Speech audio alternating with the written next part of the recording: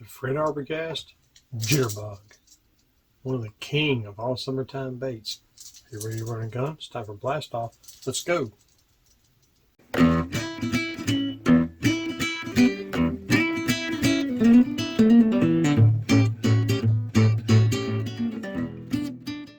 Hey guys, Todd here with you. Welcome back to Bassin 101. The Arbogast Jitterbug. This is one of the old ones. But there's several different models in these. You have the clacker, which is this one. Doesn't really matter. That's just what happens when you buy them in bulk at a local tackle store. Long time ago, 20-some years ago. They make smaller sizes. They make jointed. They make this, that, and the other. Me personally, I like the standard, about a 3-inch model, one of the biggest ones. Not the musky, but the biggest ones you can get. Like I said, that's about a 3-inch model right there. And black. To me, that's the only color in a Jitterbug they even have. But I like the perch pattern. White with a red head. Frog patterns. I've never really been fascinated by the frog pattern, but that's just me. The thing about a Jitterbug, to me, there's two different types that you can throw. And to me, it's the hooks. Now, one thing I do, I take off the hook hangers. Literally, just take them off. Plug them with toothpicks and super glue.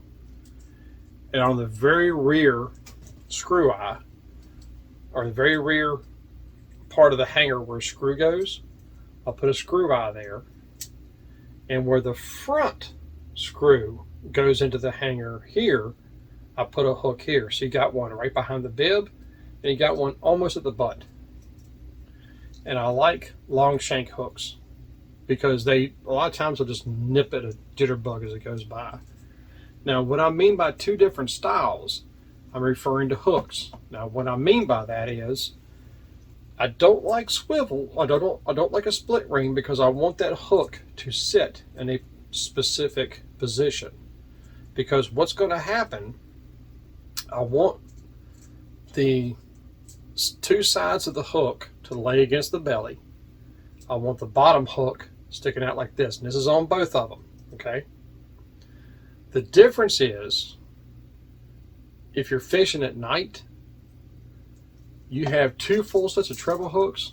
Man, that's awfully hard to unhook a fish at night. That's especially if you're using very little light so your eyes don't get messed up with seeing what's going on.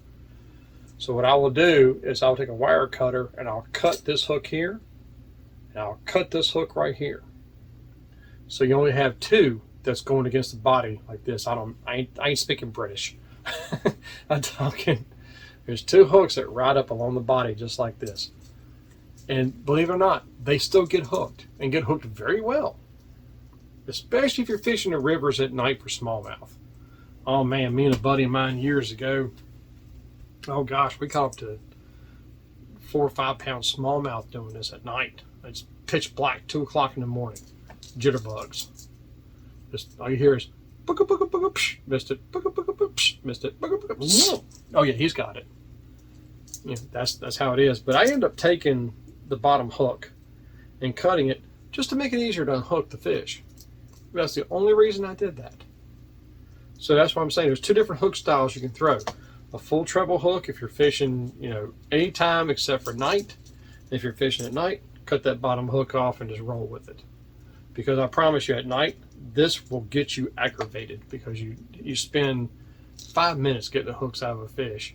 Whereas if you just cut that one hook off, it's so much easier to unhook them and get them back in the water so they can be caught again. But a Jitterbug, again, is one of these top waters that I don't use anything less than 14-pound test because you're not throwing this. It's not a finesse bait. You're constantly just cranking it back. And the speed is critical. I've noticed that every Jitterbug is slightly different from the first one. Now these bibs are actually mounted offset just a little bit, so they'll start kicking water as soon as you start moving them. It's actually, if I'm looking at this one, it's actually going this way. There's actually more blade going to this side by maybe a 1/16 of an inch. I can physically see it. And that helps it to start walking. and it kind of does this kind of deal in the water. There's a specific speed. Is there a fast retrieve or slow retrieve? No. It's just a specific retrieve. Now, can you crank it and pause it? Crank it and pause it? I guess you could. I've never caught any fish like that, but I guess you could if it works for you. Me personally, once it hits the water, I don't even let it sit. Once it hits that water, to me, it's much like a buzzbait. You just start walking it back instantly. So, to me, a jitterbug is one of the easiest summertime lures to throw out there. And to me, it's one of the best low light lures. Low light meaning very early in the morning, around sunrise, and right at the darkness, right at sunset. That's when you throw a jitterbug.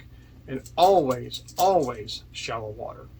If it's over 6-7 feet deep, I don't throw this. Period. I've had all my success on this bait in very shallow water, anywhere from 0 to 5 feet. That's been my most successful water depth with this thing. Flat water. You don't throw this around points. You don't throw this around bluff ends, and that kind of stuff. This is a flat, shallow water type bait, and they will just annihilate it. If you've got the right conditions, very little wind to no wind at all. You don't want wind when you're fishing a bait like this. You want little to no wind at all, and that's when you throw that. And just stick with it, because this sound is not drastic. It's not overpowering. It's a very subtle and man, there's something about it. They just tear it up. So that's a very short, simple little instruction game to a jitterbug. A great summertime bait. And personally, to me, that is what it is. Summertime. It's not spring, not fall, and not yet. Summertime. That's when these baits really shine. I hope this helps you guys out. Until next time, may the Father bless you and keep in Yeshua's name. And as always, fish on.